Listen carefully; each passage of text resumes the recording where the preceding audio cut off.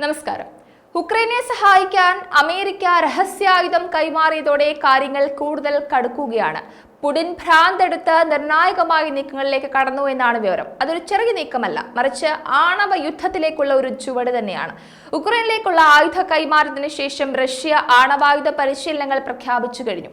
തന്ത്രപരമായ ആണവായുധങ്ങളുടെ ഉപയോഗം അനുകരിക്കുന്ന അഭ്യാസങ്ങൾ നടത്താൻ റഷ്യ പദ്ധതിയിടുന്നു എന്നാണ് പ്രതിരോധ മന്ത്രാലയം അറിയിച്ചത്.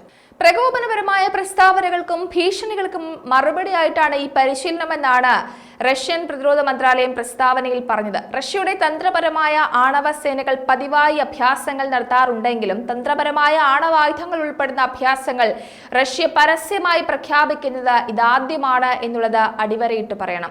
എല്ലാം നശിപ്പിച്ചു കളയാൻ ഉദ്ദേശിച്ചിട്ടുള്ള ഭൂഖണ്ഡാന്തര ബാലിസ്റ്റിക് മിസൈലുകൾ, മറ്റ് വമ്പന്മാരായ ആണവായുധങ്ങൾ റഷ്യ പുറത്തെടുക്കുമെന്നാണ് വിവരം. 2 വർഷത്തിലേറെയായി തുടരുന്ന യുദ്ധത്തിൽ കൂടുതൽ ആഴത്തിൽ ഇടപെടുന്നതിനെ കുറിച്ച് ഉക്രൈന്റെ പാശ്ചാത്യ സഖ്യകക്ഷികൾക്കുള്ള മുന്നറിയിപ്പാണ് ഈ പ്രഖ്യാപനം. ഉക്രൈന്റെ ചില പാശ്ചാത്യ പങ്കാളികൾ കാരണം യുദ്ധം ഉക്രൈന് പുറത്തേക്കും നാറ്റോയും റഷ്യയും തമ്മിലുള്ള സംഘർഷത്തിലേക്ക് വ്യാപിക്കുമെന്ന ആശങ്കകൾ നേരത്തെയും ഉണ്ടായിരുന്നു. ഫ്രഞ്ച് പ്രസിഡന്റ് ഇമാനുവൽ മാക്രോൺ കഴിഞ്ഞയാഴ്ച ഉക്രൈനിലേക്ക് സൈനികരെ അയക്കുന്നത് ഒഴിവാക്കില്ല എന്ന് ആവർത്തിച്ചു പറഞ്ഞിരുന്നു. UK വിദേശകാര്യ സെക്രട്ടറി ഡേവിഡ് കാമറൂൺ പറഞ്ഞത് ഇങ്ങനെയാണ്: റഷ്യക്കുള്ളിലെ ലക്ഷ്യങ്ങളെ ആക്രമിക്കാൻ ബ്രിട്ടീഷ് ലോങ് റേഞ്ച് ആയുധങ്ങൾ ഉപയോഗിച്ച് കീവിന്റെ സൈന്യത്തിന് കഴിയുമെന്നാണ്. യുദ്ധം ഇതിനകം തന്നെ റഷ്യയും പടിഞ്ഞാറും തമ്മിലുള്ള ബന്ധത്തിൽ കാര്യമായ സമ്മർദ്ദം ചെലുത്തിയിട്ടുണ്ട്, ആഘാതങ്ങൾ ഉണ്ടാക്കിയിട്ടുണ്ട്.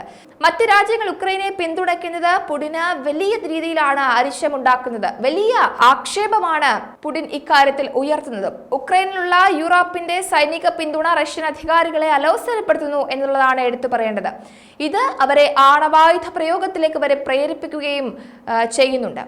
ഇതാദ്യമായിട്ടല്ല പുടിൻ ഇത്തരത്തിലുള്ള പ്രഖ്യാപനങ്ങൾ നടത്തുന്നത്. നേരത്തെയും ഉക്രൈനെ സഹായിക്കാൻ രാജ്യങ്ങൾ മുന്നോട്ട് വന്നപ്പോൾ ബെലാറസ് പ്രദേശത്ത് തന്ത്രപരമായ ആണവായുധങ്ങൾ വിന്യസിക്കുവാൻ ഉദ്ദേശിക്കുന്നതായിട്ട് പുടിൻ പ്രഖ്യാപിച്ചിരുന്നു. തന്ത്രപരമായ ആണവായുധങ്ങളിൽ എയർ ബോംബുകൾ, ഹ്രസ്വദൂര മിസൈലുകൾക്കുള്ള വാർഹെഡുകൾ, പീരങ്കി യുദ്ധോപകരണങ്ങൾ എന്നിവയൊക്കെ ഉൾപ്പെടുന്നുണ്ടായിരുന്നു. അവ യുദ്ധക്കളത്തിൽ ഉപയോഗിക്കാനുള്ളവയാണ്. യുദ്ധ ചുമതലകൾ നിറവേറ്റുന്നതിനുള്ള ആണവ ശക്തികളുടെ സന്നദ്ധത വർദ്ധിപ്പിക്കുന്നതിനാണ് ഇപ്പോഴത്തെ അഭ്യാസമെന്നും വ്യോമസേനയ്ക്കും നാവികസേനയ്ക്കും ഒപ്പം സതേൺ മിലിറ്ററി ഡിസ്ട്രിക്റ്റിന്റെ മിസൈൽ യൂണിറ്റുകളും ഈ നീക്കത്തിൽ പങ്കാളികളാകുമെന്നാണ് റഷ്യൻ അധികൃതർ ഇപ്പോൾ അറിയിച്ചിട്ടുള്ളത്. 2 വർഷത്തിലേറെ നീണ്ട പോരാട്ടത്തിനൊടുവിൽ സൈനികരുടെയും വെടിക്കോപ്പുകളുടെയും കുറവ് കാരണം ഉക്രൈന്റെ സൈന്യം വലിയ പ്രതിസന്ധിയാണ് നേരിടുന്നത്. റഷ്യയുടെ ആഴത്തിലുള്ള ലക്ഷ്യങ്ങൾ തകർക്കാൻ ഉക്രൈൻ ദീർഘദൂര ഫയർ പവർ വരെ ഉപയോഗിച്ചിരുന്നു. ഓയിൽ റിഫൈനറികളിലും ഡിപ്പോകളിലും ആക്രമണം നടത്തി റഷ്യയുടെ യുദ്ധ ലോജിസ്റ്റിക് സംവിധാനത്തെ തടസ്സപ്പെടുത്തുകയും റഷ്യൻ അതിർത്തി പ്രദേശങ്ങളെ അസ്വസ്ഥമാക്കുകയും ചെയ്തിരുന്നു. വലിയ തോതിലുള്ള യുദ്ധത്തിൽ റഷ്യയും ഉക്രൈനും അങ്ങോട്ടും ഇങ്ങോട്ടും ഒരുപാട് നാശം വിതച്ചിട്ടുണ്ട്. ദീർഘദൂര മിസൈലുകൾ, അതേപോലെ പീരങ്കികൾ, ഇങ്ങനെ പലവിധ ആയുധങ്ങളും മറ്റ് യുദ്ധ സാമഗ്രികളും ഒക്കെ ഉപയോഗിച്ചിട്ടാണ് റഷ്യയും ഉക്രൈനും തമ്മിൽ പോരാടിയിട്ടുള്ളത്. കൂടാതെ ഉക്രൈൻ സൈന്യത്തിന് നേരെ റഷ്യ അതീവ ഗുരുതരമായ ആക്രമണങ്ങൾ നടത്തിയിട്ടുണ്ട്. രാസായുധം വരെ പ്രയോഗിച്ചു എന്ന് പറയുന്നുണ്ട്. ഉക്രൈന്റെ വടക്കൻ പ്രദേശമായ സുമിയിൽ ഊർജ അടിസ്ഥാന സൗകര്യങ്ങൾ ലക്ഷ്യമിട്ട് രാത്രികാല ആക്രമണങ്ങൾ റഷ്യൻ സൈന്യം തകൃതിയായി നടത്തുന്നുണ്ടായിരുന്നു എന്നും വിവരം ലഭിച്ചിട്ടുണ്ട്. 1ലധികം പട്ടണങ്ങളിലും ഗ്രാമങ്ങളിലും ഒക്കെ ഒരേ സമയം വൈദ്യുതി നഷ്ടപ്പെടുത്തിക്കൊണ്ട് വമ്പൻ ആക്രമണം റഷ്യ ഉണ്ടാക്കി എന്ന് പറയുന്നുണ്ട്.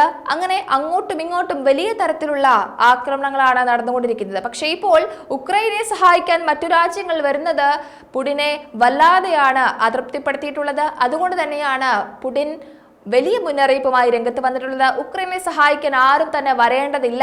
ഉക്രൈനെ സഹായിക്കാൻ മറ്റ് രാജ്യങ്ങളെത്തിയാൽ യുദ്ധം റഷ്യയും ഉക്രൈനും കടന്ന് പുറത്തേക്ക് പോകും എന്ന തരത്തിലുള്ള സംസാരങ്ങളും ഇപ്പോൾ ഉണ്ടായിട്ടുണ്ട്. എന്തായാലും റഷ്യ ഉക്രൈൻ യുദ്ധം അനന്തമായി നീളുമ്പോൾ ഉക്രൈനെ സഹായിക്കാൻ അമേരിക്ക അടക്കമുള്ള മറ്റ് രാജ്യങ്ങൾ രംഗത്തുള്ള അവസ്ഥയിൽ പുടിൻ ഇനിയും കൂടുതൽ അതൃപ്തരാകുമോ?